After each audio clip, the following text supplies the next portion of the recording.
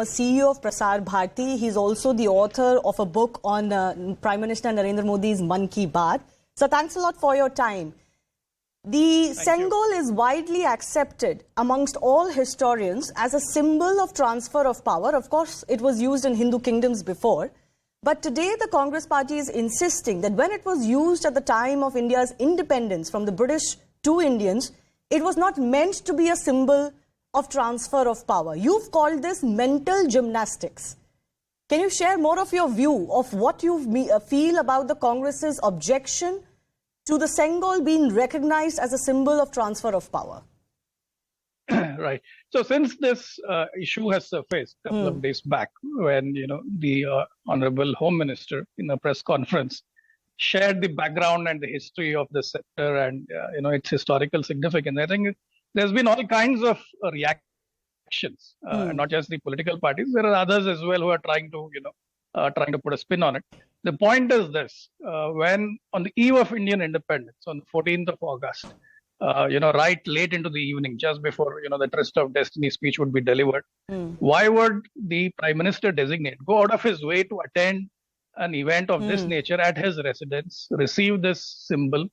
And it is covered not just by the domestic media in India, it is covered by Time magazine. And why would they go through these lengths if it is not, significant symbol from a cultural standpoint? Right. I think that is the question that needs to be answered. The second question is, even if we accept, all the other arguments, why was it consigned to a museum and labeled as a walking stick, right? So that doesn't make sense. Who would want to receive a walking stick on the eve of independence when, it's the most momentous occasion, not just of your personal life journey, but for the entire country, right? So there itself lies the hypocrisy and the contradictions around, this entire issue. And as you rightly pointed out, the Danda has been a symbol of the rule of law, sovereignty, from time immemorial, along with the white umbrella or the chhatra, right? And you see this across texts, be it, Arthashastra, be it any of the famous Indian texts. These are constant symbols that occur at every point in history of time, not just Tamil Nadu, not just South India, but across the country. So it is but fitting that this symbol was given to Pandit Nehru at that time, and I think it deserves a rightful place in India's democratic history. So the new parliament building is perhaps the right place. So that brings me to my next question. If it is so obvious that at that time it was meant to symbolize in a very historic Hindu ceremonial way a transfer of power, and there is, as you said, mental gymnastics and hypocrisy going on, my next natural question is, why would the Congress do so? Why would the Congress, bring down the glory of the ceremony that its own former Prime Minister was part of? What could be the motive?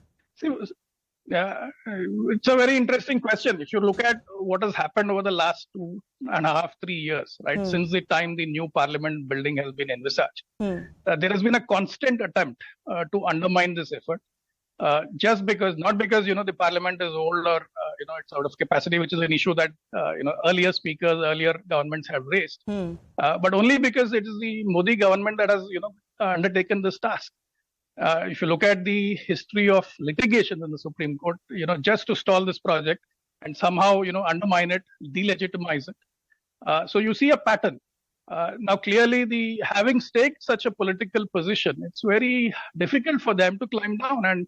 And this entire scepter issue has caught them off guard because it is not just a Hindu symbol, but it is a Hindu symbol received by none other than Pandit Jawaharlal Nehru, who is sort of the icon of secular politics in democratic India. So that has kind of taken the wind off their sails, and hence it is natural the way they are reacting because they have run out of arguments to make.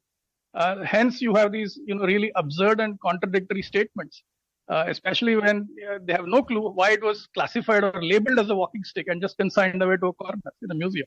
That was going to be my next question, Shashi Shekhar. The central point I'm also discussing today, that this Sengol was unheard of. Not many people knew about it in India and its significance till today, when it has been almost resurrected, as you said, from corners of a museum and labeled as a walking stick.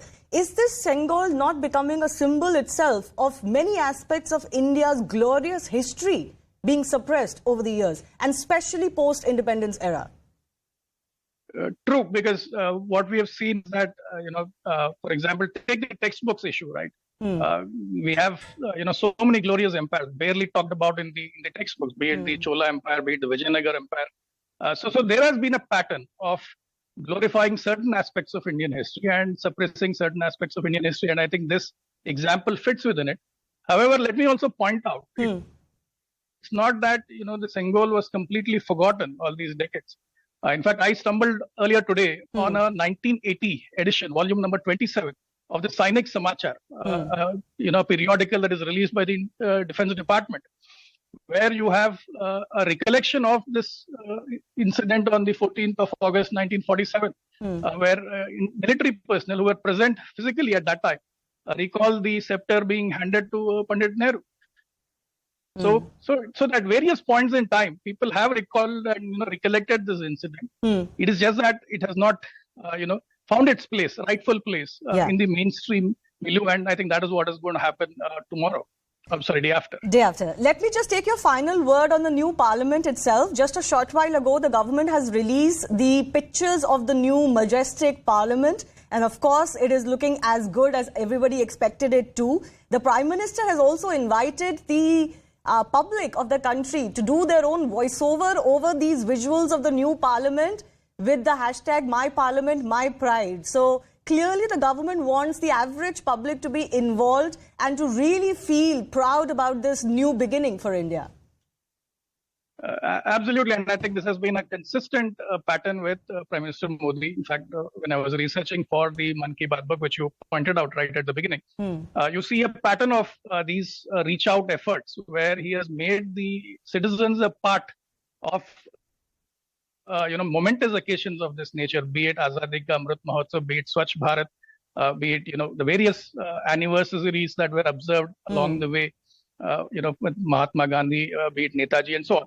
So it is kind of fitting that he has called for citizens to react to these visuals and take pride, because I think there has to be a sense of ownership. We have to own this new parliament building, just like we have to own the Vande Bharat trains, every other symbol of a modern new India, that is looking ahead to the future while drawing inspiration from the past. So that would be my thought, that this new parliament is a clean break from the colonial past. It is a symbol of aspiration, a symbol for the future. But wouldn't it be a little bit of a spanner in the works or a dampening of the occasion that so many opposition parties are choosing to boycott it? Well, I think so many other parties are also choosing to participate. In fact, if you look at Andhra Pradesh, for example, it's a complete bipartisan support with both the TDP and the ruling YSRCP supporting it. Neighboring Odisha, you have the BJD, which is the primary party there. It is supporting it. So I wouldn't get too worked up about who is not supporting. I think there is a large bipartisan support, and I think we should build on that and take this country forward.